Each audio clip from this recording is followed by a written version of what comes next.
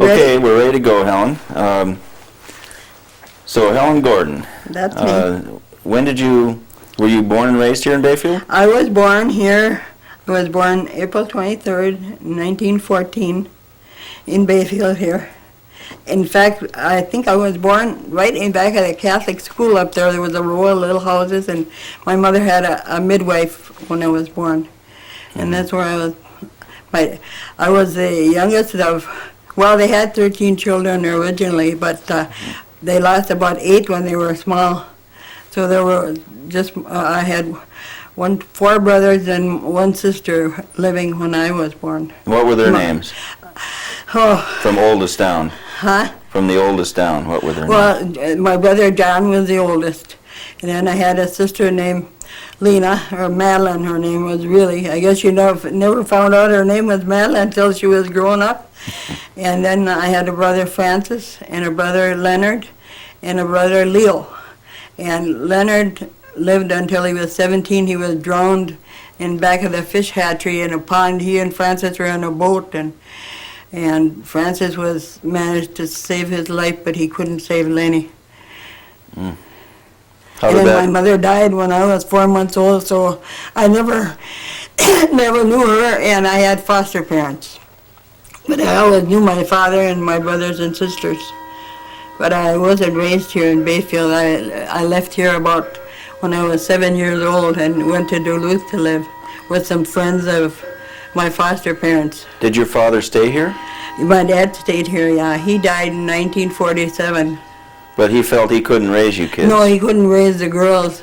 I see. I was in the convent here from in 1920, in November 1920 till about 1921. Oh, I'd say at the end of the school year, they had a girls' convent here, Catholic convent, and I was there, and my sister was there because my dad couldn't keep the girls, but he just have all the boys with him. Oh, he kept the boys? Yeah. I see.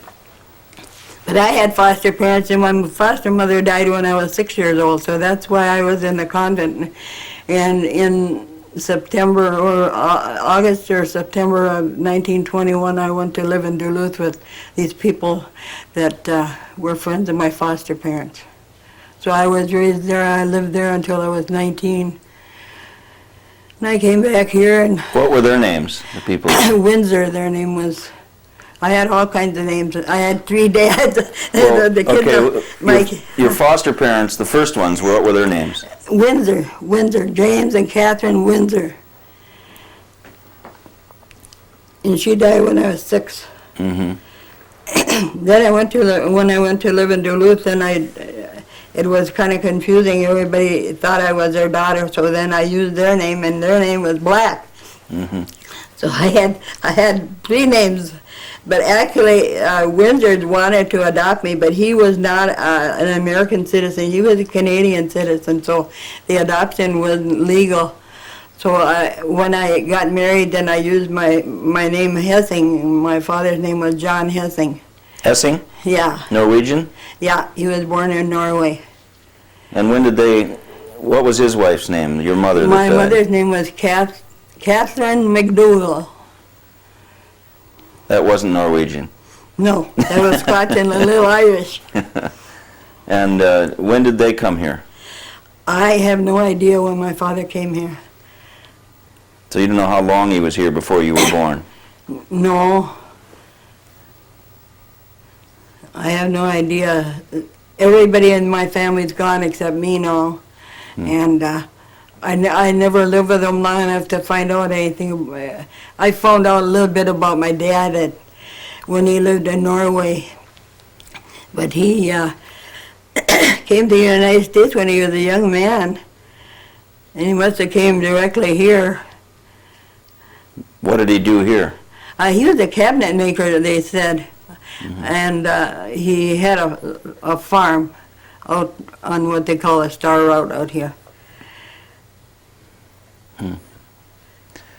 Now, when did you come back here then? I came back in 1933.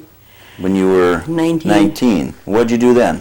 No, I worked here and there. I worked in the cannery, and that's about, and stayed with my foster father stayed with him. Well, why did you come back?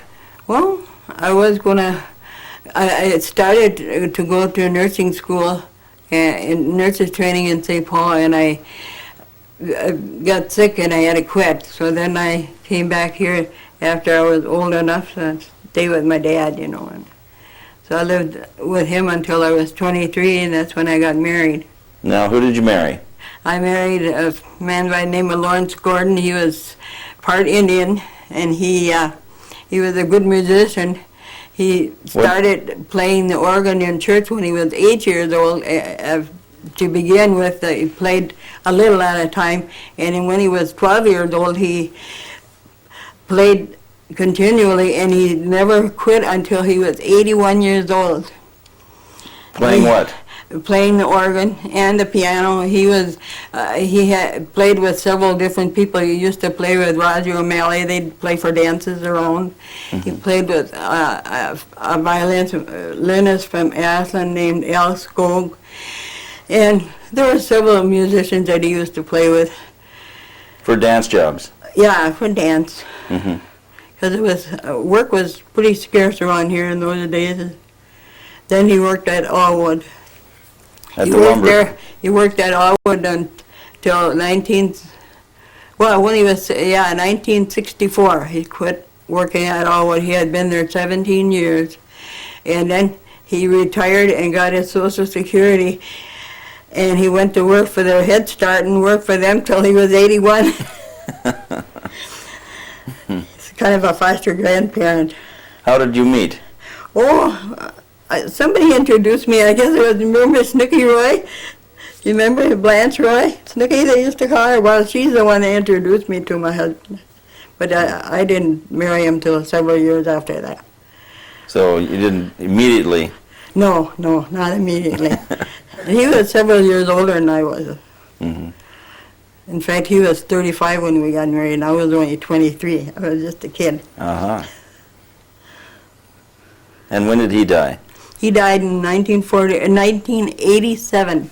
Oh, just a couple years ago.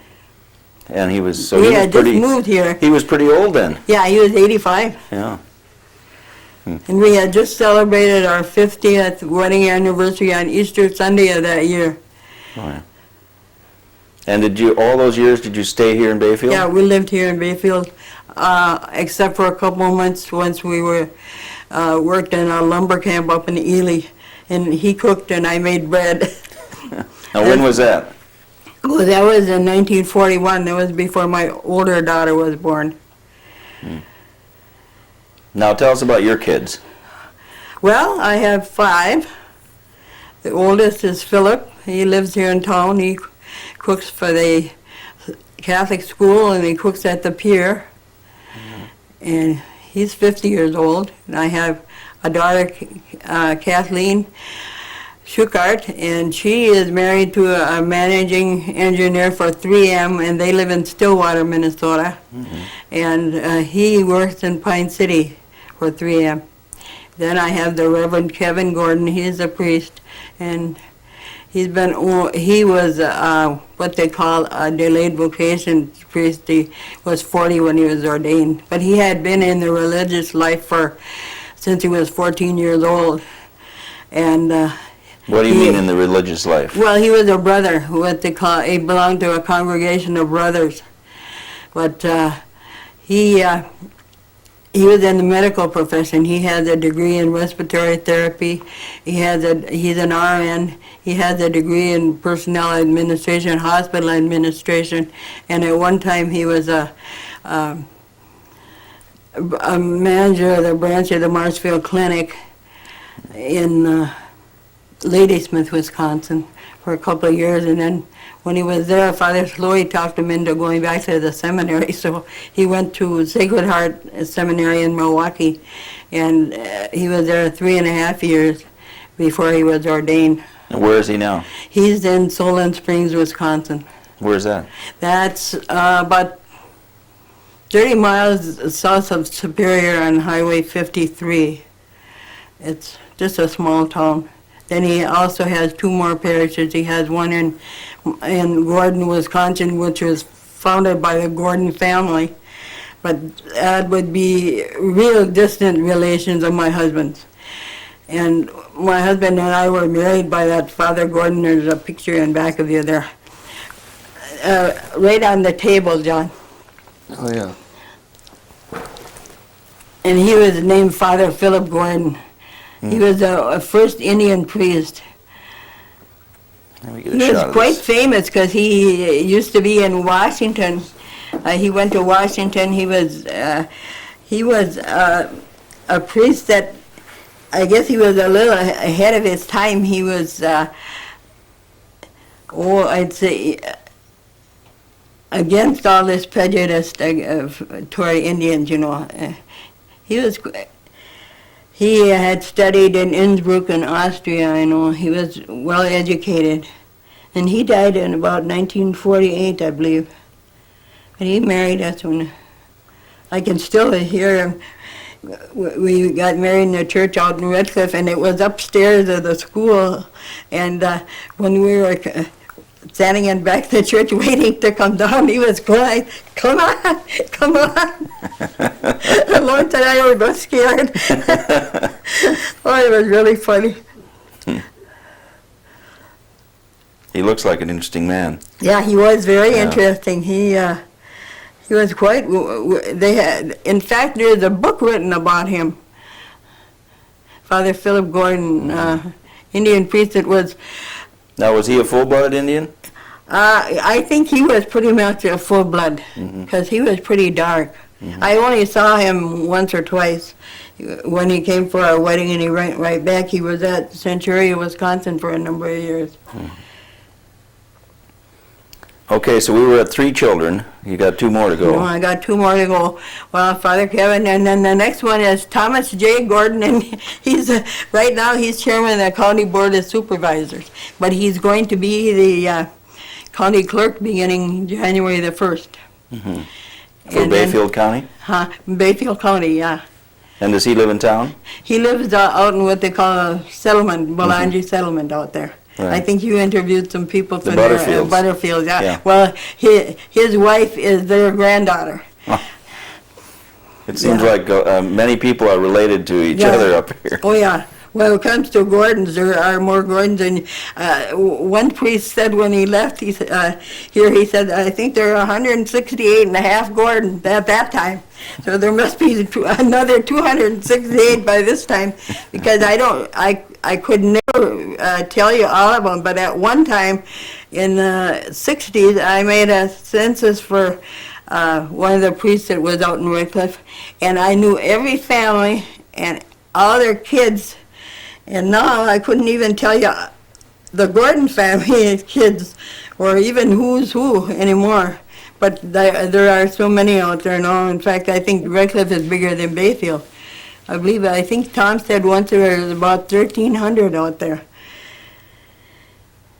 That many? And I didn't then I know have that. my younger daughter is married to Paul Brady. Her name is Joyce, and she is a legal secretary for Spears, Carlson, and Lindsay in Washburn. And do they live in town? They live in town here. Right. So your kids are all still pretty much right around you? Yeah, all except for Kathy. And what about grandchildren? Well, I have 7, 4 instant, 3 of my own. Wait, what do you mean? Well, Tom's wife was a widow when he married her, and she had 4 children. And she and my younger daughter Joyce, were in the same class in school. And she got married very young, and she has a daughter that's 21 years old, her oldest daughter. She lives in California, in San Diego. She's coming home beginning tomorrow. She's driving home for Christmas now. And then I have a good-looking one there on the back there, Lauren. That's my oldest grandson.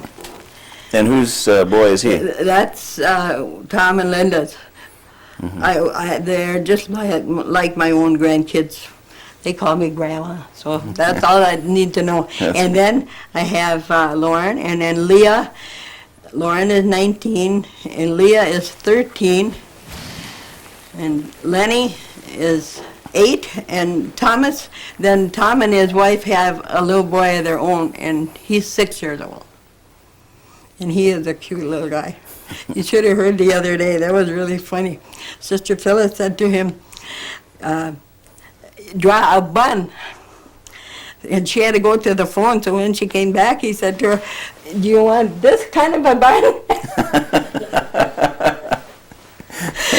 And she had to turn her face. She said it was really funny. Do you want this kind of a bun? It was pretty cute. He had a little speech problem, so she's tutoring him. Now, why did you stay in Bayfield all these years? Do you think about moving somewhere else? I think the reason my husband didn't want to leave, he was organist at the church, for years, and then his mother was still living when we got married, although she died about a year after we had been married. But I don't know, we just did, I guess. He always worked. I never had to, we were poor sometimes, but we always had enough to eat, enough to wear. He worked, but he didn't want me to work, stay home with the kids. So I always stayed home with my kids until they were all gone. Then I went to work a little bit. Where did you work? Well, I worked at a motel most of the time. Mm-hmm. So you never were tempted to move to a bigger city, or? Well, no, I guess not. I always think nowadays I wish I had, but then it wasn't to be, I guess. Well, why do you think that? I don't know. I mean, do you wish you were in a bigger city now? No, although I like Duluth and I go there a lot because I have friends, a girlfriend that I've had for over 60 years, and we still keep in touch. In fact, for my 75th birthday, they all came down and brought all the lunch and a cake and celebrated my birthday with me. That must have been recently. Oh. Well, not that recently. In April. Yeah, when I was this year, though. 75. Because you were born in 1914, so. Yeah, I did the arithmetic. for my 75th birthday. I said, that doesn't sound bad. When you say 3/4 of the century, that's what sounds bad. Wasn't Lawrence honored or had some kind of a... Oh, yeah, he got a lot. He had a lot of Diocese Superior? certificates and things. He went what? to River Falls on a parents thing, educational thing. He went and he got a certificate from that when he was, after he was 70 years old, and he had the plaque, Indian Educator of the Year for 1980. And, pardon me, I have to answer my phone. Wait, I've got another one. So we were talking about the awards that Lawrence got. Yeah, and he had a lot of certificates from the Head Start, and every year he'd get certificates from that. He was there for 19 years. In fact, a lot of those kids graduated from high school before he quit there. But in 1883, he had a series of small strokes, and then he wasn't able to work anymore, so he retired then. But he was 81, and he had been there 19 years, so that's quite a record. Yeah. The ones that didn't call him Grandpa called him Uncle because he was related to half of them. Didn't he get some kind of recognition from the Pope? Oh yeah, sure. What? Yeah, he also Lawrence also has got a papal blessing in 1975 from Paul VI for a lifetime of dedicated service to the church, and he has another a Franciscan affiliation up there on the wall, and then we have a papal blessing there for our 50th anniversary. So he did pretty well. Sounded like he lived a full and rich life. Yeah, he did. Yeah, he did. They interviewed him, and he's been interviewed in the papers, in the Aspen Press and different places. When he got his papal blessing, and then when he got the Franciscan award. Well, let's back up a little. When you were young, just married and stuff, who did you run around with? Who were your friends, your other couples? Or, I don't know. remember? let's see, who did I run around with? I didn't run around with anybody. I think I was too busy running, making a home for my family. But when you got together socially, did you? Well, it was mostly relations, Hmm. relatives. My sister was, my older sister was living then, and she and her husband used to come out, and we'd maybe go to a tavern. I remember one time we were living in Redcliffe, and we didn't go out very often, but we stopped up to Skippy Island, and we were sitting there talking, and all the kids were gone somewhere to the show or someplace, and they didn't know where we were. And they were just frantic. They were calling all over, and George Gurner said, well, I saw your mother go down the street, the road, but I didn't see your dad. And they couldn't figure out what happened. They were just going to call the police. I think we came home. All we were doing was sitting out there just talking over old times and things out to Skippy Allen's Tavern when they used to have it down on San Bay there. And when we got home, oh, what a commotion. I said, we either have to stay home all the time or be in the tavern all the time so you know where we are. Because they were just frantic. They didn't know what happened to Mom and Dad. It was really funny. Now, where were you living then? Well, we lived, where were we living then? Oh, we were living down in Redcliffe there. We lived on Old 13, it was called. Hmm. And how long did you live up there? Well, we lived in, when we were first married, we lived behind the church in Redcliffe. And we lived there from 37 until 39 when my foster father died. Then we moved down to what it's called Roy's Point. Hmm. And we lived there from the time from 39 to 45. And then we moved closer, we lived in Redcliffe in my brother-in-law's home for about 4 years. And then from there, in 49, we moved way up in the country. We always called it up the farm. It was way the heck up in the, about a mile or so off the highway, and we lived up there for 6.5 years, and then we moved back down to Redcliffe, and from there we had our old house, and then Philip built a new house on the same property, and we lived in there for 18 years, and then in 1986 we sold it to the tribe, and Kevin bought this house here. Mm-hmm. So we've been living here only 3 years now. Oh, so most of your life was spent up there? Yeah, most of Right. our married life, yeah. Mm-hmm. And what was that like? Tell me a little bit about some of the people you knew and some of the things that happened that stand out. Well, the crazy things or the... I think it's a lot of crazy things, but I'm sure I better not tell them. But when I lived in Duluth, I used to come down here. We came down here every summer and spent time in Bayfield all the summer. The people I lived with, they had 4 sons and 1 daughter, and the daughter died in 22.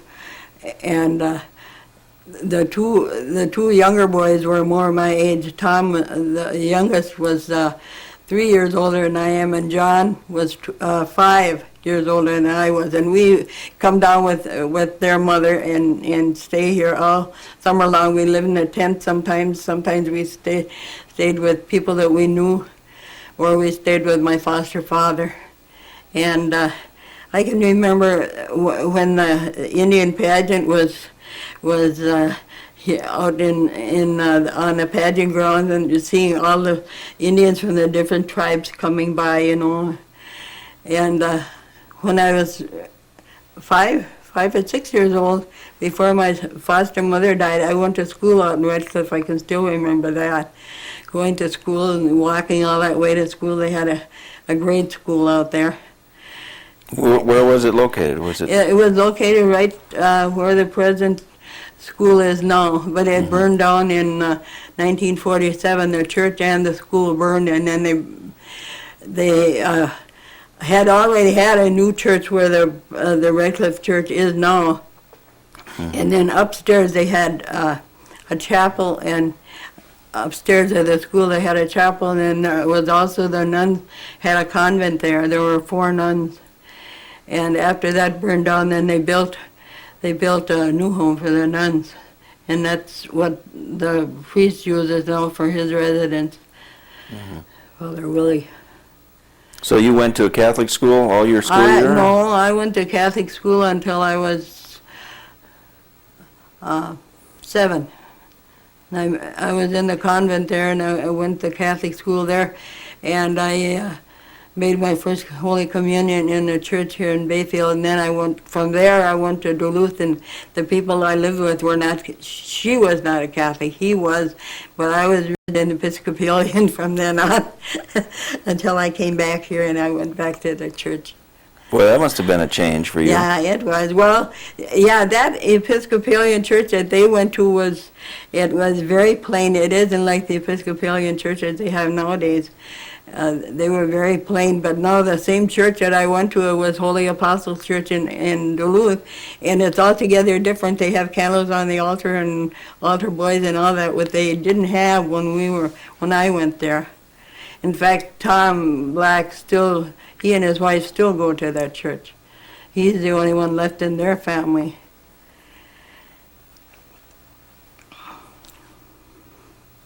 No, anything else you want to know? Well, sure. But I can. You asked. It's easier if you ask. Well, me. I'm just, because I don't know much about life up there at Red Cliff, if you could just tell me some things about those years. Well, I can remember the different things that we used to do. We had Lawrence had a lot of nieces and nephews, and they had friends, and it seemed like the kids used to like to come to our house. That was before we had any kids. I remember one time they came at Christmas time, and Lawrence would play the piano and they'd sing, and we had our Christmas tree up, and I remember him taking the Christmas tree, trimmings and all, and taking and putting in the back shed, because there wasn't enough room in the living room for them all to get in there. I can remember that playing. And we once in a while go to a tavern and have a good time, and Lawrence would play, and I can remember he played at what they call Maple Grove, and he used to play at where Mary's Bar is now. It was called Bates Bar. Well, it still is called Bates, but Jonas had it at that time, and he played for dances there every Saturday night. So when he played for the dances, would you go along all the time? Once at a time. Yeah. I wouldn't let him go by himself. Why not? I don't know. Well, I didn't have any family, I didn't have any children for a couple of years after I was married.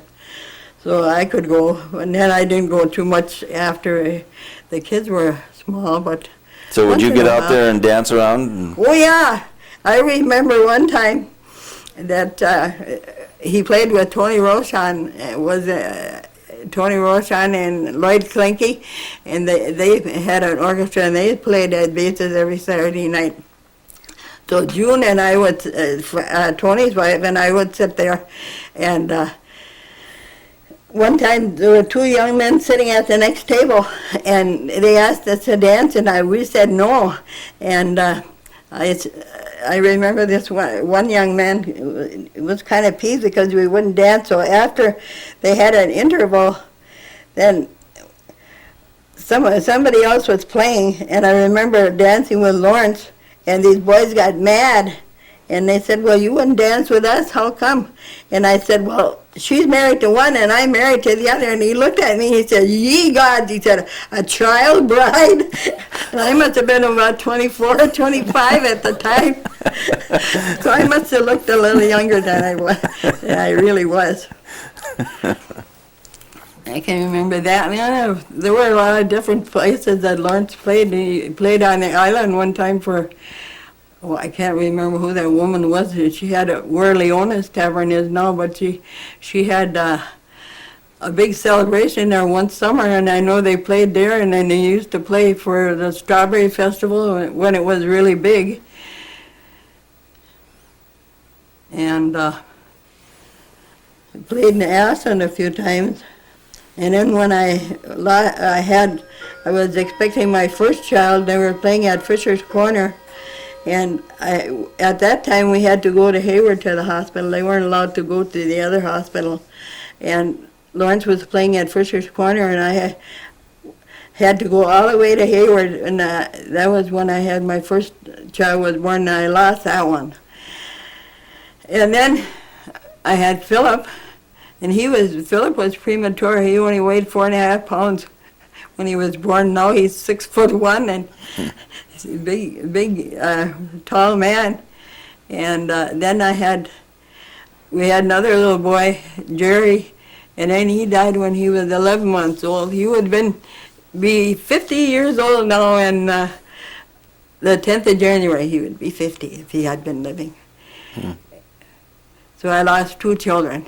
That must have been tough. Yeah, it was, because Jerry died, on the 12th of December, 1940. What did he die of? They said that he died of pneumonia, but he had uremic poisoning. He must have been born with one kidney, and we never knew that until they performed an autopsy, and that's what they said. So that was kind of tough. That was a tough Christmas. Then a year and a week after he was born, and Kathy was born. She'll be 48 years old tomorrow. If I don't send her a Christmas card, I'm going to get killed. Or a birthday card. She was young. She usually only got a Christmas present because it was pretty hard to have Christmas and birthday presents both at the same time. But they always enjoyed their Christmases. I remember one time when she was about 3 or 4 years old, we were living out in Mike's house, where McIntyre used to live, remember that? And we had all kinds of candy canes on the tree, and finally they were all gone except one. And it was in the back of the tree. And Kathy had to have that candy cane, so she went back there and knocked the tree over. That was sort of a disaster, but not too bad. And she was a very pretty little girl. She had real blonde hair and big brown eyes, and everybody used to look at her and said, "Oh, she's got blonde hair and big brown eyes." And when Kevin was in the seminary, I remember he said, they were talking about cows. He said, "The big brown-eyed cow," and the first thing I thought of was my sister Kathy. He always told her that. She used to get mad at him. Oh, they had some good times in there. Did you go out, you mentioned Little Sand Bay, did you go out to that, wasn't it Herman Johnson who had a place out there? Yeah, Herman Johnson and his wife and my brother-in-law were brother and sister. My sister's husband. Did you go out there for dances and stuff? No, not very often. I think I was out there before I ever got married, but That was too far to go, or what? probably didn't have a boyfriend. Probably. I don't know. You wouldn't go by yourself? No. I remember going to Feldmeyer's barn when they had that. You remember that, Marion? Bob Feldmeyer, Shirley's uncle, Shirley Johnson's uncle, they had a big barn, and they had a dance hall, made it into a dance hall. And Lawrence used to play out there. You know where Bibby lives? Well, that place before you get to Bibbs, where Sherry and John used to live. Well, there was a big barn there. That was Bob Feldmeyer's place. And they had a dance hall, and they had a tavern there. And we went out there and had a lot of good times. Were those square dances or regular dances? No, there were, some square dances, but mostly round dances. Did you ever go to square dances where Frank Basney was the caller? Well, I've been there, but I never square danced. Oh, you didn't? No. Didn't go for it? No. Because we went and spent some time with Frank, and he did some... He did some calling for us, and I would have liked to have heard him when he was a younger man, and he must have had... I remember. You mean young Frank? But his dad used to call too, the old man. Old Frank. Well, I guess it's young Frank. Yeah, that's that we young talked to, Frank. is that right? You're not Right. old enough to have known old Frank. Just old ladies like me that know old Frank. Yes, he said. In fact, he said he learned it from his dad. Yeah. But so did you hear? Did you hear young Frank? I think Called I've heard him a dances? couple times. Yeah, just wondering. Well, did you come down to Bayfield much?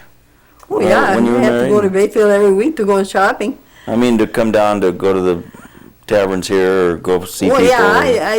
When the children were older and they could take care of themselves, then we used to go. But not often.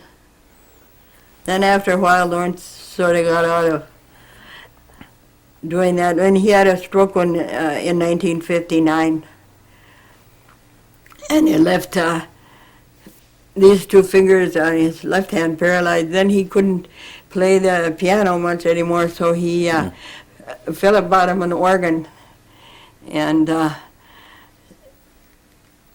we had the organ for, well, we had one organ. I remember when we were going to get the organ, Bert Farrager was the music teacher in town, and he had was using this organ that Garner was selling, and Philip said, I'd like to have my dad have an organ because he can't play the piano much anymore. Well, Garner Hadlin said, well, I've got, Bert Farrager's got a good organ that you might be able to buy. They went out to Bert Farrager's and got the organ right out of his house and took it out to our house. And it was Easter, the day before Easter, the evening before Easter, and I remember Lawrence playing the organ, so we kept that organ. We had it for quite a while. Then he got a different one. But we had, both times we had con organs. And the year before he died, he told Tom when that he would give the kids the organ, the grandchildren. And Tom said, well, I'll never take it as long as Dad is living, but after Dad died, well, then he went and got the organ. So they have it out to their house. And Leah, I guess, is able to play a little bit. But none of my children have their dads, because he could read music and he played by ear and he played beautiful. He was a really good pianist. He played classical music too. And he learned from his sister on the organ that they had, and his father, I guess, played. I never knew his dad because he passed away in 1929. And so I had never even known him. Even when I was a girl, I never remember seeing Lawrence's dad. What was his name? His name was Louis Gordon, and he had red hair and blue eyes. Is that Now, right? my dad had red hair and blue eyes, and I have red hair and green eyes, but none of my children have the light eyes except for Kevin, and Father Kevin has hazel eyes. But my mother had dark hair and dark eyes. I've always seen a picture of her, but she had dark hair and dark eyes. So I guess the kids will get that from them. But I have two blue-eyed grandchildren. My daughter in Stillwater has two children, Nicholas and Sarah. Nick is 14 and Sarah is 10. And I have two Valentine grandchildren, Sarah and little Thomas. They were both born on Valentine's Day. And I have one groundhog, and that's little Lenny. We got to change. Oh, yeah. So how does he trick you? What does he say on the phone? Well, I can remember, about 1976, I had just bought I was buying a new electric stove. And it was close to Thanksgiving, and they had promised that they were going to have my stove here for Thanksgiving. My oven was burned out, and what am I going to do if I don't get my stove in time from Sears? So Sears had called, and they said your stove will be here on Wednesday, the day before Thanksgiving. Okay, that's fine. In the evening, I get the call. This is Sears. And we're sorry, but your stove isn't going to be delivered until next week. Oh my gosh, I said, what am I going to do? I'll have to go over to the school and use the oven over there to cook my turkey, because everybody was coming to our house. So, okay. I heard somebody laughing, and I said, well, what's going on? He said, oh, my secretary said, you probably have to fry your turkey. And by that time, I was fit to be tied. And then all of a sudden, he started laughing, and I realized it was Tom. I tell you, I could have, if he'd been there, I would have knocked his head against something for sure. Your son. But I did get my stove the day before Thanksgiving. But he never let me forget that. Well, who do you get that from? You get that practical joke side from? I don't know. From you? No, I don't do that because I'd laugh. I'd give myself away. I could never do that. But he can do. He does something all the time. I'm always getting fooled. Who was that? One of them called me up. I don't know if it was Tom or Kevin. Called me up and said, "This is Bishop Fliss." He said, "Is Kevin there?" I said, "Oh, Kevin's not coming home." I was giving him this whole spiel about when Kevin was coming home, and it was Tom or Kevin, one of the two of them. They fooled me anyway. But lots of times I catch Tom. I remember Kevin really did catch him one time. What was he running for? County board that time. And he was the first Indian that had ever been on a county board. Anyway, they called up and Lauren answered the phone. And he said, who's going to win the election? And Lauren said, my dad's going to win. And they went on and on and on and on, and he said, "Are you sure?" And Tom came to the phone, and we were interviewing. That's how it was. Yeah, my dad's going to win. And then Tom came to the phone. He didn't catch on for a long time. There was Kevin, but he didn't like it. He doesn't like to be fooled, but he likes to fool everybody else. But I could never do that because when I do it, I'd start laughing. But he can disguise his voice.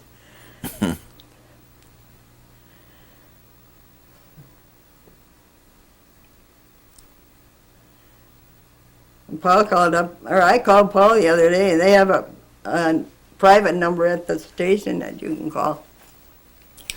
And I had made some vegetable soup, and I said, so thought to myself, well, I'll call Paul. He can come and have some soup for his lunch. Okay. So I called up the station. They said, yes, Chief Brady's there. And I heard him say, "Is that my mother-in-law? I'm hanging up on her." You know, he just did that because he knew. And then pretty soon, I said, "Well, would you like to come and have some fresh vegetable soup?" "Oh, yeah, Ma, I'd like to come." He said, "You got enough for 10? And I said, "No, I've only got enough for 1. He said, "Come on back, you guys. There's not enough for the rest of you." He said, "I'm going by myself." "They're all running onto the truck," he said. He was just kidding. Oh, yeah. That kind of worried me. Here comes the Coast Guards. Yeah. 10 Coast Guards, I can imagine. Not used to cooking for a lot of them anymore. So you get a few laughs on the way here. That's good. And another thing I like to do, I like to bake bread. And I make good healthy bread, and I give it all away. You do? Mm-hmm. I haven't given you any yet. I gave sisters some. And is this your own recipe? Or? Oh, it's my own recipe. It's very healthy bread. It has all good stuff in it. Like honey and oat bran and wheat germ and Miller's bran and graham flour and cracked wheat. All good stuff. That's a potent bread. Yeah, it's really good. I brought some for the bazaar, and it went like hotcakes. And how often do you bake it? Well, I have baked as many as 15 loaves a week. I usually bake about 5 at a time. Well, I have to bake bread. Joyce insists on my baking oat bran bread usually once a week, but I didn't do it this year, or this week. I haven't baked for her this week or last week. So one day coming up before I go to Solon Springs, I suppose I'll bake a batch of bread. I did it. Paul went up to visit Kevin the first part of the month, and Kevin said, Mother, it'd be nice if you'd make some cinnamon rolls and send them up. Well, I wasn't going to, but then Paul said, if you don't make cinnamon rolls, he said, you had better call Kevin and explain that you're not making cinnamon rolls, because he said, I'm scared to go up there without them. So I got up early in the morning and I made cinnamon rolls for them. And he took them up there. And I guess they were all right. And then I had some frozen bread left. So after I had that left, I thawed it out and I made 2 loaves of bread, and I gave one to Lynn and I gave the other one to, a funny looking one, to Paul. And he said, well, that isn't going to make very good sandwiches. And I said, who needs sandwiches? You just eat it.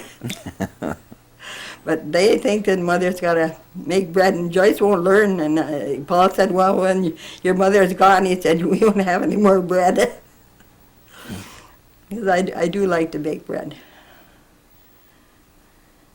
I don't like to make cinnamon rolls, but I like to bake bread. Do you remember some of the big events that happened up at Red Cliff or in this area? You weren't here for the flood. I remember people tell us about. Oh, yes, I was. Well, tell me about interesting. the flood. I'll tell you all about that.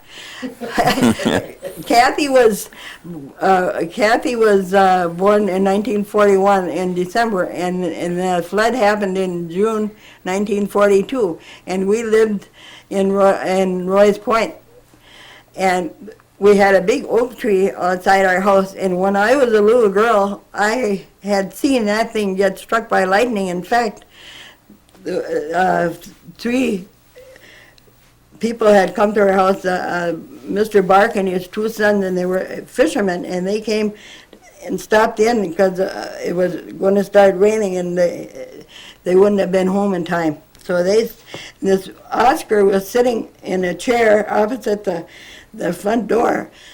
My mother had the door open, and I couldn't have been more than 4 or 5 years old. My mother had the door open, and the lightning struck that tree, and the ball of lightning went right in front of that boy. And he was sitting there. So I was always afraid of that tree when it was lightning. And it was a great big oak tree, so big round, you know. And so when Philip was he was about 2 years old, and Kathy was just a baby. And so when the rain started that night, there was continual lightning, and the rain was coming down just terrible. Lawrence was working with my brother on the island, and so I was kind of scared. I was afraid of the lightning striking that tree. So Philip and I spent the whole night under the kitchen table. And Kathy was in her buggy, and the buggy wouldn't fit under the kitchen table. She was outside the table. But we were safe, or so we thought. And right below our house on Highway 13, there was a gap, I'd say as wide as this house, on Highway 13. And I remember Mrs. Montreal had sent Benny over to see if I was all right, because she was worried. And it wasn't so bad over in the island, because Lawrence was working for where the chateau is now. That lady that used to own that, she was a well-to-do woman, and my brother and Lawrence worked for her as gardeners. So they were kind of worried how we came out, but we were fine. But boy, that was a storm and a half. I have some pictures yet from the flood. Did you come into Bayfield and see all the damage here then? Sure. Yeah. In fact, a lot of the cemetery, the bodies washed down, you know.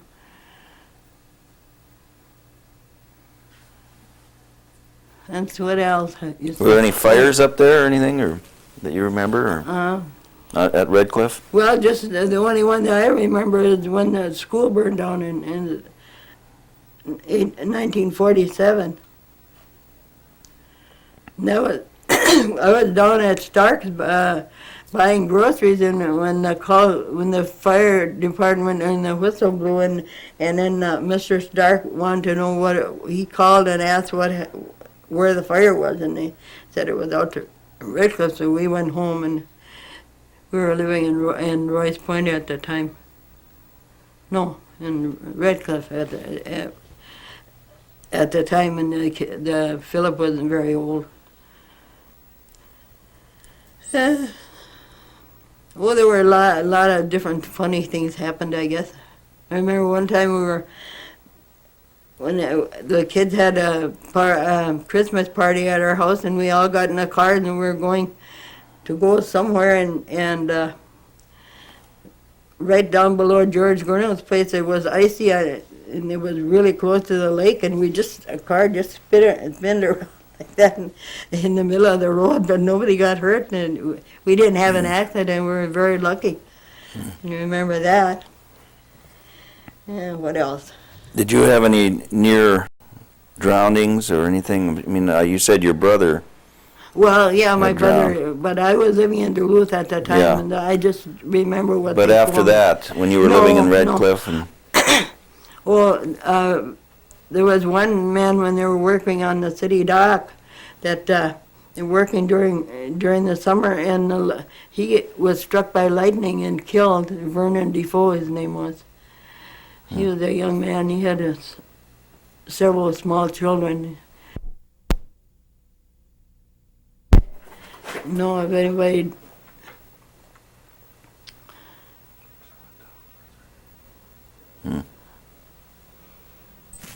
did it change? No. Okay. Anything else? Well, yeah. I'm trying to think. You asked the questions. Marion, maybe you know some things too. Well, did you go to the pageant? You mentioned the pageant earlier. No, I didn't go. You were too little. Well, That was in the 20s, wasn't it? I don't know why I didn't go. I might have been 12 or so, but I don't know why I didn't go.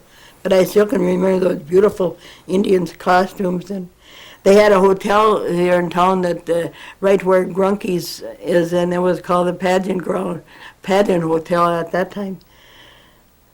I remember they had a cookbook put out, but I don't have it. I know Joyce wanted to know if I had a Pageant Ground cookbook, but I never did.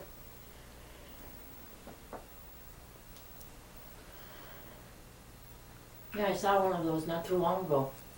Those pageant cookbooks. Yeah, Big brown cover with an Indian on it. What you call it? Karen Basney has one. Just where Joyce saw it, when she called me up, wanted to know if I had one. No, Mrs. Black might have had one. I don't know. I never asked. Let's see what else I can think of. Are you one of those persons that used to have to walk all the way to Bayfield to shop? Oh, and walk yes. all the way back with Well, I a have. buggy or... No. Most of the time you people walked, didn't you? Back Oh, and yeah, forth. we did a lot of walking. Even when I lived up there past Brizette, you used to walk down as far as Aikens and then go to town on the cab. How far was that? Oh, well, about 5 miles from here to town, from where we lived to town, but I'd say about a mile to Aikens. The kids used to walk to school. They went to school at Red Cliff until Joyce was 5.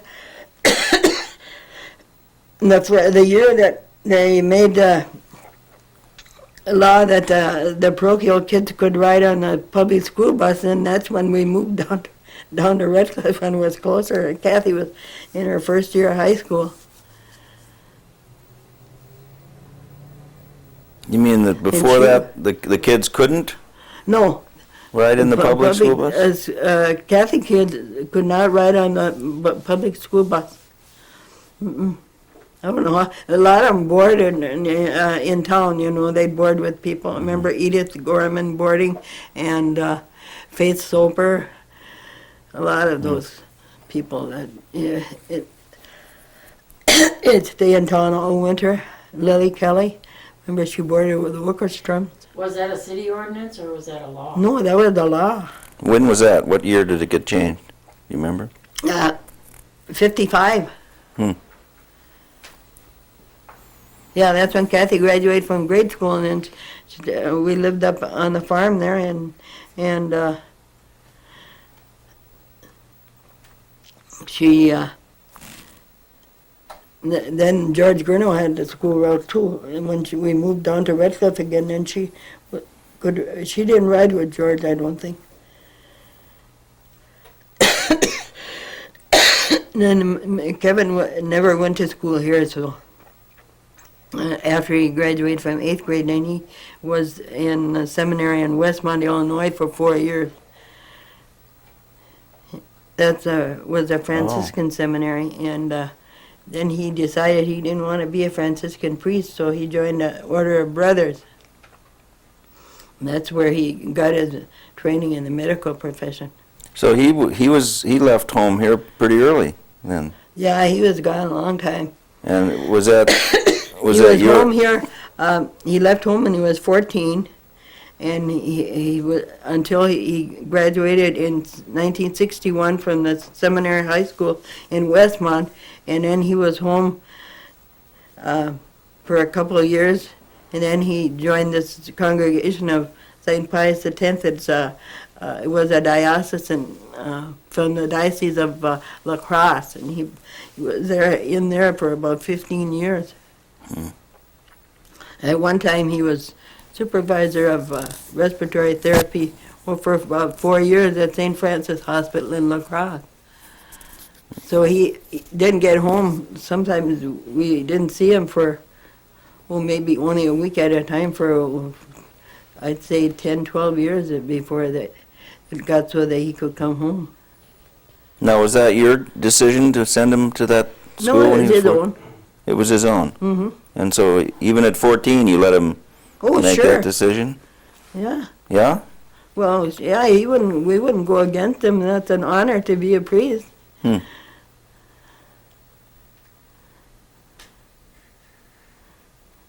had a big ordination too, didn't he? It was out in Redcliffe. Yeah, tell us about that. Huh? Tell, Yeah. we'll change tapes. Do you want to get a drink of water?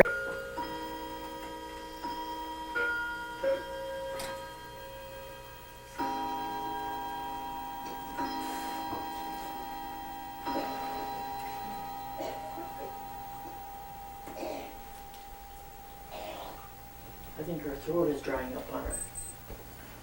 There really wasn't room to. Hold it. We got to get the camera going first. Okay. What's that? Okay. The church is so small out there that we really couldn't have it inside, so it was.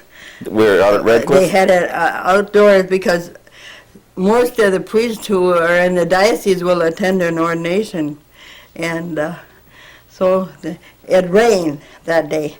The morning was nice, and then it started to rain, and that was the 31st of July, 1983, and so the community had been planning that because Kevin was the first priest that they ever had from out there to be ordained, and they had a lot of outside banners and stuff like that, and they'd get wet and they'd dry up, and it wasn't set until going to start until 4 o'clock in the afternoon, and so finally it did quit raining, and there were about 700 people there, and they fed all those people. The people donated food, and they fed all those people, and they had plenty to eat. And then some man came along, and he brought a 350-pound pig, and they didn't have any place to put it, so they brought it down to Andy's supermarket and kept it in the freezer there. And a man that Kevin knew from Superior donated 12 prime rib roasts, and Father Jackson from Superior brought down his great big grill, and he cooked all those roasts, and people donated. You couldn't believe the stuff that they brought, and there were, I don't know how many priests there were.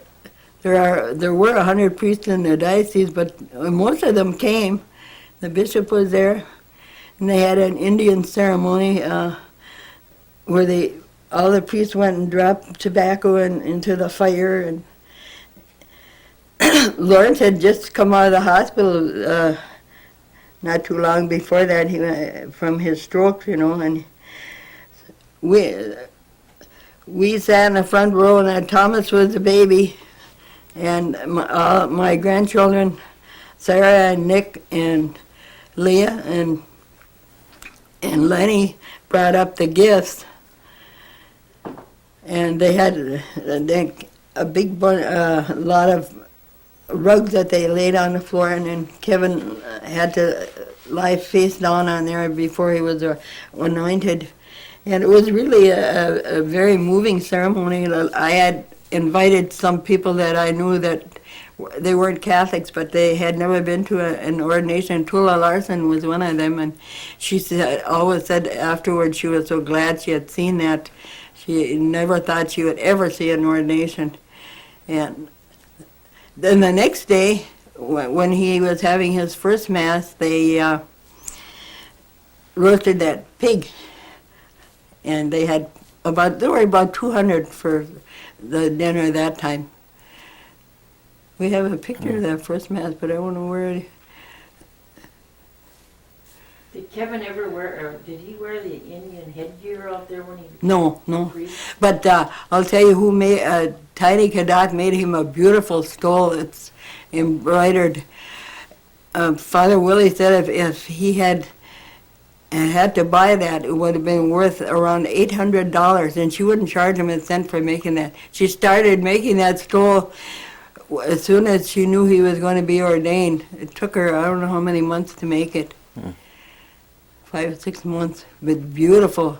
And Tots would tell her what colors she was putting in there, but he uses that quite a bit. That's what they put around. Yeah. She had the stole is yellow, and then she has all different colors.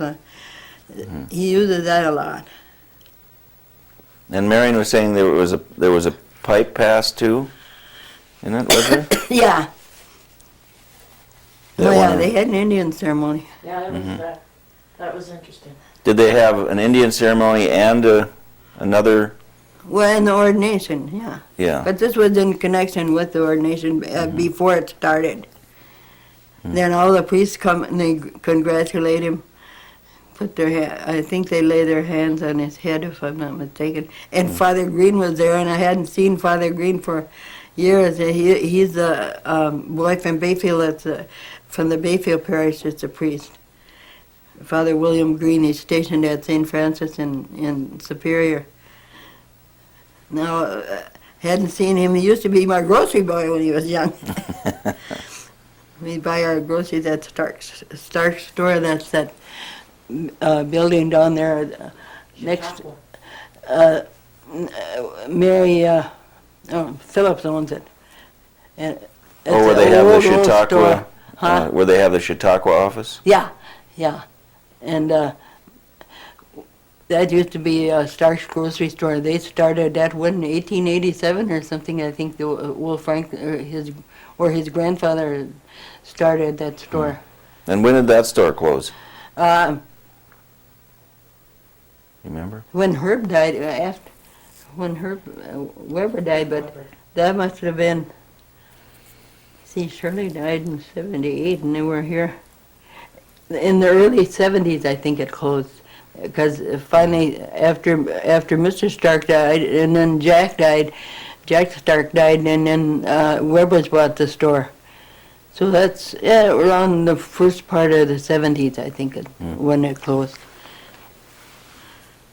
The downtown area has changed quite a bit, hasn't it? Yeah, it has.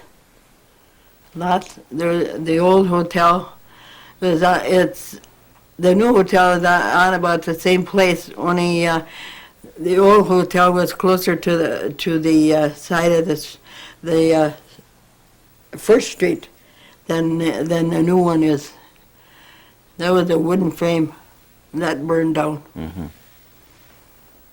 Do you think the And then change? they had Allwood, and Allwood was there quite a while. This man that had Allwood came here to retire, and he started up Allwood, and it went on. Well, my husband worked there for 17 years. He started in around 1947, and he worked there till 64. What was his job there?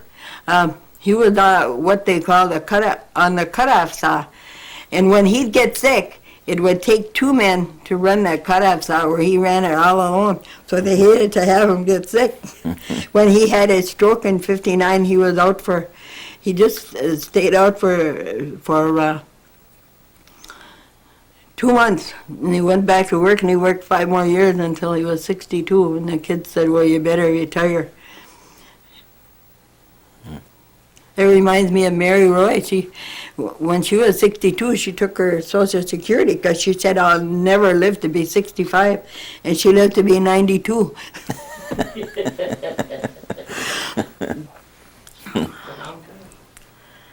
Yeah, some of them lived a long time. My husband's oldest brother lived to be almost 90. Who was that? His name was Louis Gordon. Lewis, Lewis. Mm-hmm. But I don't think anybody lived to be 100 out there that I know of. Alex Vannevar is the oldest one there now, and I think Alex will be 95 on his next birthday. 97, I don't know. Huh? I thought he was going to be 97. I don't know. You know, he'll either be 94 or 95, because Alice is 1 year younger than he is. Okay. But a long time ago, I guess someone used to live to be 100, but I didn't know too many of them. Well, it sounds like you got to know quite a few of the people around here, though. Oh, yeah. I lived here a long time. I have a pretty good memory. You sure do. You have a great memory. Better than mine. Well, you know how it is when you get older. You can remember far back, but right away things are sometimes hard to remember. But like birthdays and stuff, I can remember them. Relatives and people that I know, I can remember their birthdays, and I can remember as far back as when I was 3 years old. Very well. What is your first memory? The first memory that I remember is when I must have had something wrong with me. I was sick because my mother had a lot of those Indian ladies were friends of hers, and I remember one of them. I think it was Mrs. Old Lady Buffalo, and I think I remember her telling my mother to rub skunk oil on me. I can remember that as plain as day. And I remember when the armistice was signed at the First World War, all the bells were ringing. I remember my cousin, my uncle and aunt, my foster mother's sister and brother-in-law lived next to us out in Roy's Point. And somebody had a telephone there. I don't remember who it was, but they woke everybody up, and it was. We had been in bed for quite a while, and the bells were ringing and everything. And I remember my cousin Linus coming over and saying the war is over. I could remember that plain.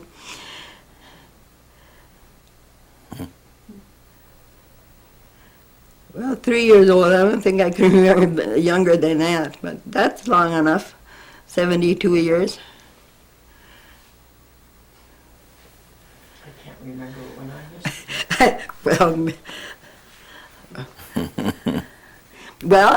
That's like these 3 old ladies that were talking about forgetting and how old they were. And the one old lady said, well, I can't remember. She said, I can go to the bottom of the stairs, and I don't know if I'm going up or coming down. So the next old lady said, well, I go to the refrigerator and I don't know if I want to put something in or take it out. So the third old lady said, I don't have any trouble like that, she said. Knock on wood. She says, uh-oh, somebody's at the door.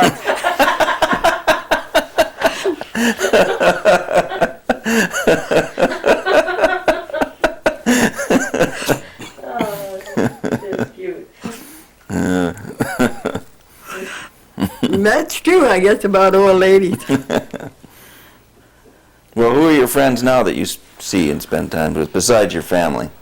Oh, let's see. Some Well, women your Roseanne age Buffalo is one of my friends. She comes to visit me quite often. Who's that? Marion, she never comes to visit me. It's Marion. In the summertime, I do. I sit out here. Yeah. Oh, in the summertime, we have a table and chairs out, and we have a nice deck out there, and then I have a lot of people coming. And when the people that used to live across the street from us, where they're building that addition onto the house, she used to come and have breakfast with us every once in a while before she moved away. And there's always, see, who else? And Roseanne Buffalo is my friend, and Chris Carrier, and Woman across the street here. I own her, yeah, but she's gone now. She's got Raleigh Erickson and his wife are living there. He's teaching at Andosigan, and he's from Herbster. Kathy went to Superior State with them, Raleigh and his wife. And they just rented their house till the 1st of May. My neighbor goes to Florida every year. Eleanor Frostman, her name is. She has a home in Florida. But you stay here through the winter. Huh? You stay here Oh, through the yeah, winter. sure. I'm a winter bird. I don't mind. I have to have snow. I don't mind. Well, it doesn't sound like you have a chance to get lonely here. No. In fact, the fellow that was the bartender upstairs last night, he's the young man that owns the house across the road, Richie Ryan, and he said, you have more company than anybody I have ever seen. He said, there's a car in your driveway all the time. So I guess I do have a lot of company. And then I read a lot. Well, how come you have so much company?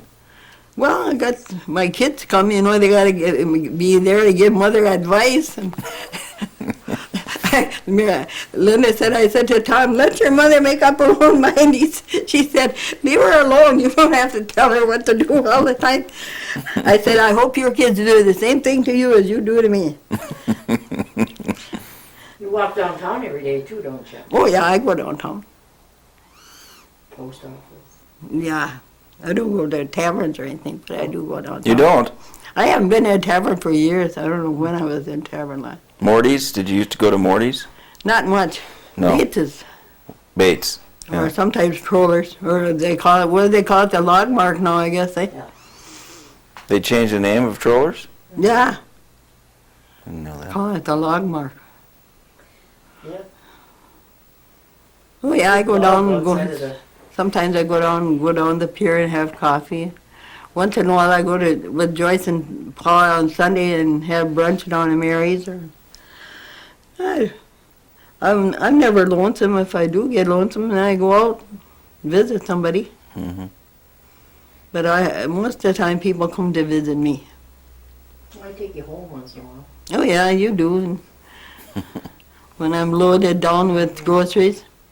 But usually I can walk down and I don't buy so many groceries that I have a hard time to get them home. Well, maybe that's one of the good things about a small town. Yeah. Oh, yeah. You can just walk downtown here. Yeah, I like it here. Because I'm glad that we moved here. My husband only lived here 6 months, but then I was glad because we lived right back in the Red Cliff Lanes out there, and that's no place to be if you're alone. So I was really glad that Kevin bought the house here. Mm-hmm.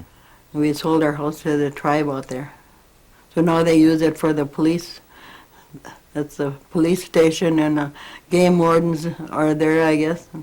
Is that right? The old house you lived in up there? Yeah. It really wasn't an old house. It was newer than this. And this is 25 years old. But this, we did a lot of cosmetic surgery on this house, I'm telling you. When we moved in, there was all paneling on that wall. I know it took Philip 2 days he had to use a blowtorch to get all the glue off. And we put in all new carpeting in. I think it had houndstooth carpeting in here. That's what it looked like anyway. And we redid all the woodwork and all the cabinets and put in a complete new bathroom. So this is where you're here to stay then? Hopefully, yeah. I told Kevin I'd like to go and live with in Solar Springs with him. But I don't know how we'd get along if we were long term. Because he's very, very strict. He's a good housekeeper. Everything is got to be just so. If you could see his room now, he'd have a fit. The reason I've got all my Christmas presents in there, and I was wrapping them. Today I want to get them wrapped because I think maybe he'll come Thursday and then I'll go to Soul and Springs for. He wants me there for Christmas Eve, he said. Well, evidently you didn't see that picture of him when he was at the MASH party. Huh? Did you ever see that picture of your son Kevin at the MASH party? No. Oh, that's as far as I better go. What do you mean? Better. The MASH party? Well, he was the nurse. Yeah, because I borrowed a cap from Danny Edwards, and I still got it, and I told her about it one time, she said, well, I don't need it anymore. I couldn't remember. I knew I had it between 2 sheets of newspaper. She said, I don't need it anymore. But I remember borrowing that. I suppose it was a riot. Well, why don't you show me the picture? I have a big picture. Well, show it to me. Well, I'm on there too. I'm his priest. The what? She's the priest? Oh, no. That's too much. Uh-huh. Well, you can show it to me. You can show it to me. I will. He's got a nice cute short dress on. Huh? Yeah. Imagine what that looks like. You'll have to ask him. I have a very, yeah, he'll probably tell you that you can't show it to me. Because I've never seen it. Has he got one? I don't know. Probably not. Because he wouldn't show it anyway. They see it when they come in my house. Well, you can bring it over here and show it to me. Sure.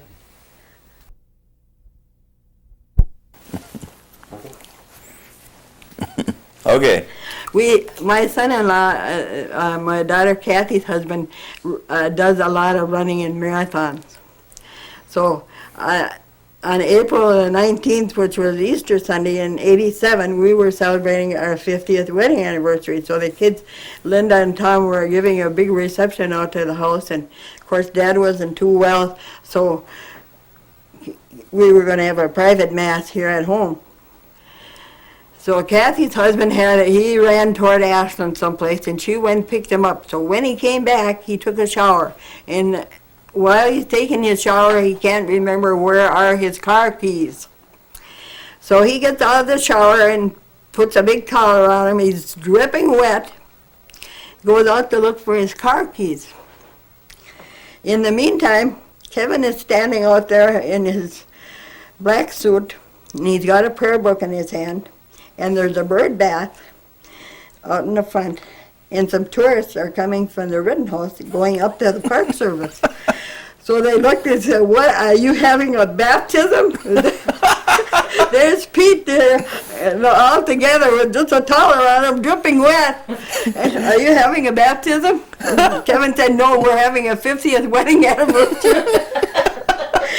I said, that's one for the books. I said to Pete, that'll teach you to run around and dripping wet, and you're all together looking for your old car keys. There he's bending over the car, searching for his keys. Oh, yeah. It was really funny. Are you having a baptism? I don't know how they thought we were going to stick them in the bird bath. Oh, boy.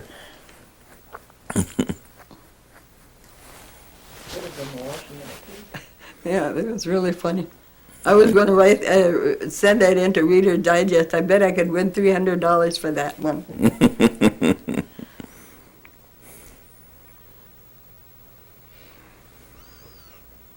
And little Thomas, he has a speech problem, and so it's sister got him she used to give him candy all the time, and he always called it candy. So she said to him, well, you can't have any candy until you say candy. Okay. So he wanted to ask her if you got it. He said, he couldn't say that. Finally, he said, have you got any bubble gum? Well, here comes my oldest son now.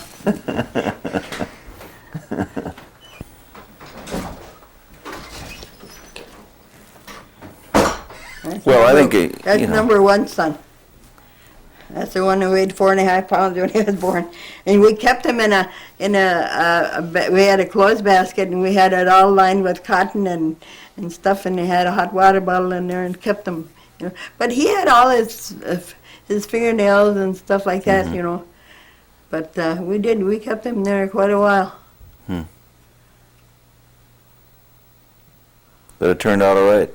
Mm-hmm. Yeah, that's good. He just got tall. I guess my mother had tall brothers, but on my dad's side they were short. My older brothers were all short. How about on your husband's family side? No, Lawrence was 5'9", I think. There's no tall ones in that family. There was a fellow there last night that was my husband's nephew at the party, Acorn they called him. He's he kind of tells a lot of things about Redcliffe that he remembers. He's not as old as I am. What's his given name? His name is Francis Gordon, but they always call him Acorn. You know why? I don't know. My mother-in-law, he was her favorite grandson. I never heard why they called him Acorn, but they've called him that for years. They have some funny names out there. Ben Fox, you know who Ben Fox is? Well, his name is Vincent Gordon, but when he was in the service out in North Dakota, there was a young man that came to Redcliffe looking for Vincent Gordon, and nobody knew who he was. When he got back to the camp, he said to Ben, he said, I was in Redcliffe looking for you. He said, nobody knew who Vincent Gordon was, and he said, oh, I forgot to tell you, they call me Ben Fox.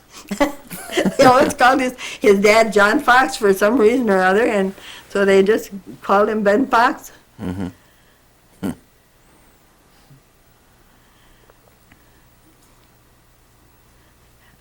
I must have said enough by this time. Marion, I can't think of anything else. more? I suppose after you go, I'll think of something really Well, that's funny. always the case, right? As soon as we turn the camera off, you'll think of something. Well, Huh? Any other things you know that? well, I hope I was interesting enough anyway. I think you were. I enjoyed it. I hope you did. Well, I didn't mind it at all. I thought I'd be nervous, but You didn't look nervous. no. Good. Looked pretty good. No, I don't feel nervous. No, I probably because she's there to Yeah. take the heat off. Yeah.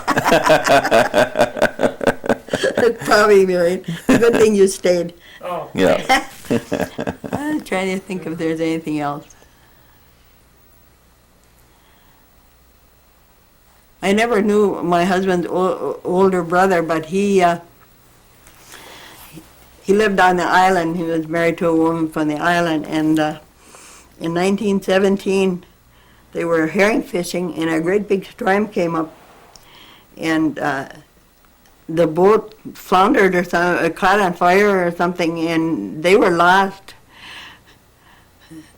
His brother, they never found their bodies. They Is were that lost right? on Lake Superior, out toward Sand Island, out that way somewhere. What was his name? His name was John Gordon. He was one of Lawrence's older brothers. Because Lawrence was one of 13 children, too. Did you ask if Lawrence was born and raised out there? Or? No, I didn't. Was Lawrence born and raised out there at Yeah, he was Redcliffe? born and raised in Redcliffe, yeah. And who were his folks? His father's name was Lewis Gordon. His mother? And his mother was, she was from Canada. Her name was Jessie Davis Boucher. Boucher, I think, was her really her grandparents' name, but they raised her. She,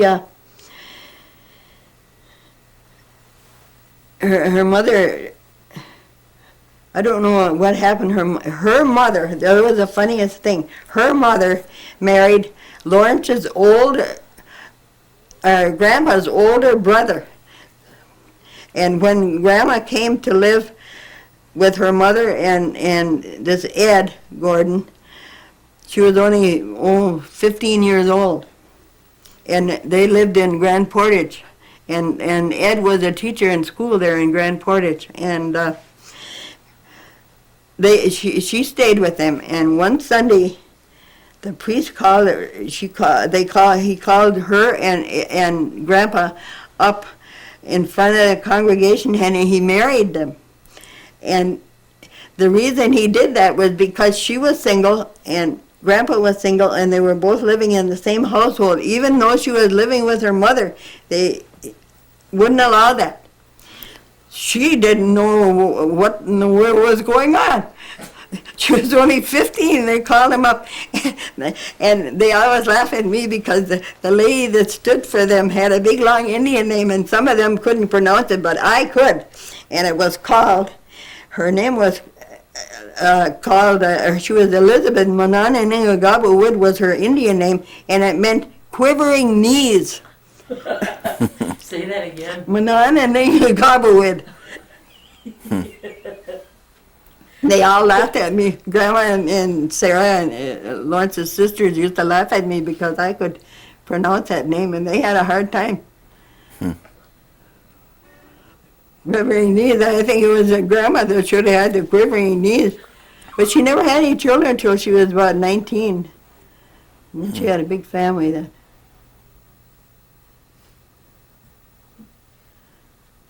And that was an Ojibwe name. Yeah. Mm-hmm. What a name.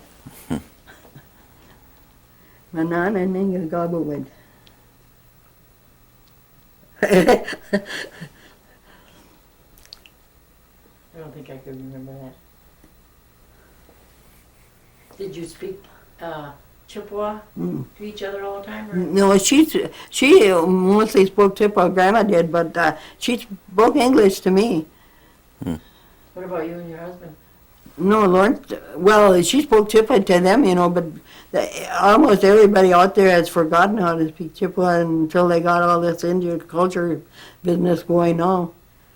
Mm-hmm. But I guess it's coming back.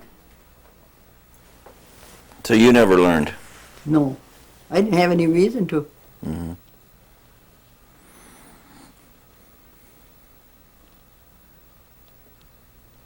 Do your kids know it? No, they know how to say, they used to know how to say bread and stuff like that. But there are no swear words in the Ojibwa language. I remember I said that to Dr. Guzzo one time. He said, they don't have to have any swear words. They can swear in English. You know what he was like, old Guzzo, I didn't care for him. He was very outspoken. In fact, he had a dirty mind, if you ask me. I know. But I remember I had to go, I had an infection and I had to go to him, and then he said, let me hear you say something in Indian. I said, swear in Indian. I said, they don't have any swear words. So that was his answer.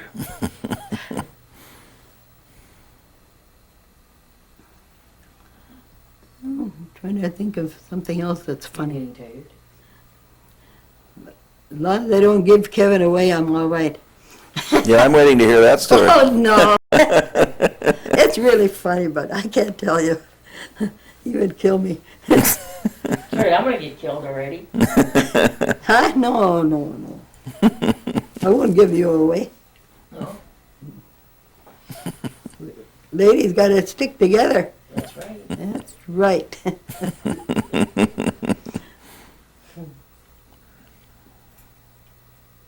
I'm trying to think of funny things the kids used to say. Well, Kathy, she was really kind of funny when she was small. I remember one time she used to see Charlotte Bear, Carrie's mother. You used to see her walking around, and she was mad at the boys one time. They were doing something. She was the only girl for quite a while because she and Joyce are 8.5 years apart. She always said that she was the only girl. They threw the pattern away when they made her. And the boys used to be so mean, they'd cut the arms off her dolls and open them up and take out their appendix and everything, you know. Poor Kathy. And she was angry at one of them one time, and I remember, and she said, "Oh, you make me mad." She said, "You look just like Charlotte Bear." And then they used to love to eat raw prunes. So they had the box of prunes, and pretty soon I remember her saying, "Well, 2 more prunes and I'll be done."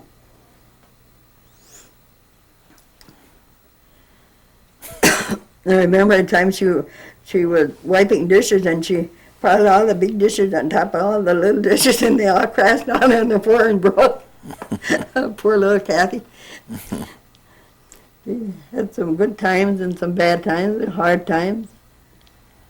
I guess that's true of all of life, huh? Yeah. But we were poor, but after the kids got older, then they all went out. They were all good workers, you know. They all went out to work, and Kathy went to college for 2 years at Superior State, and then she worked here 1 year at Allwood, and she went to St. Paul and stayed with Sweeney's, Mr. Sweeney from the island, stayed with their daughter because she used to work for Sweeney's, and went to business college there. And then she got a job for working for a Minnesota mutual insurance company. So she worked there for about 12 years.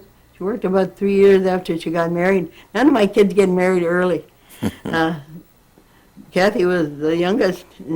She was 30 when she got married, and Tom was 36, and Joyce was 36.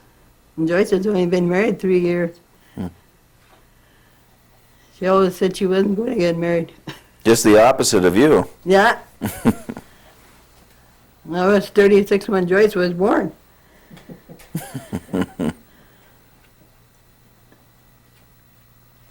Well, we had lots of fun. And Joyce has a very good voice. She's a good singer, and she sang ever since she was a little girl. I remember her going to, when they used to have benediction in the afternoons, and I remember her going to church one time, and she was singing at the top of her voice, and Father Oscar was up on the altar, and he was trying to keep from laughing. I remember that when she was 8, she sang at,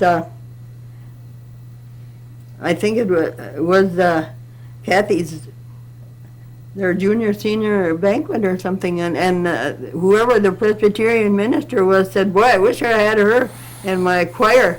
He said she really could sing. She cried more than any other baby in the hospital when she was born. The Lord said, "There, I'm going to have a good choir member." And I remember Tom saying, because Tom was nearly 5 when she was born, and when we knew we were going to have a new baby, he was going to go to school, and he always used to say before Joy was born, he'd say, "Ma, when I go to school," he said, "you're going to have to raise some chicken." So then when Joyce was born, he said, "Boy, if that kid cries," he said, "it's going right out the window."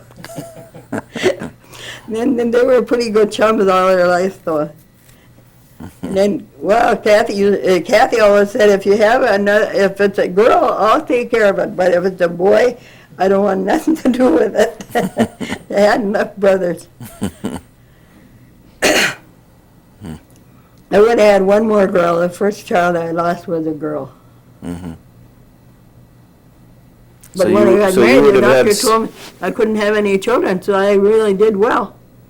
Is that right? Yeah, because when I was 8 years old, I had peritonitis, and in those days there were no antibiotics, and I lived through that. So, like they say, only the good die young. Oh, those whose hearts are dry as dust burnt to the socket.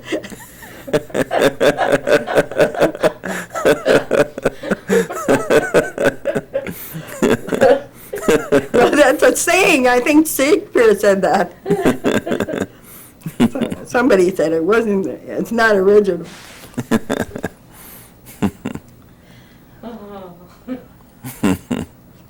Well, Marion, think of something else I can say now. I don't know, I think we just about. Well, that's about all I can think of, except what I shouldn't tell. What does this lake out here mean to you? Do you have feelings about that lake? Well, yeah. I don't think I'd want to live away from it, for any length of time. I miss it when I'm... What is there about it that Well, would make you miss it? just seeing it, I guess. You're used to being near the water, because we lived near Lake Superior up in Duluth, too, so I've been used to it most of my life. Oh, Tom always said, when you get old, I would take you out to my house, and I said, no way. I don't want to be out in the boondock. I want to see the lake. Mm-hmm. No, it's beautiful, and the scenery is beautiful. I think I like to travel. The kids said when I was going to be 75, we'll send you to Hawaii, Ma. I said, no. I said, I know where I'd like to go. Yeah. They said, yeah, but we're not sending you to New Zealand. I always thought I'd like to go to either Australia or New Zealand. First it was Australia, but now I think I prefer to go to New Zealand. But we're not sending you there, Ma. It costs too much money. Have you been out of this country? No, I've never been out of the country. Kathy has. She's been to Europe.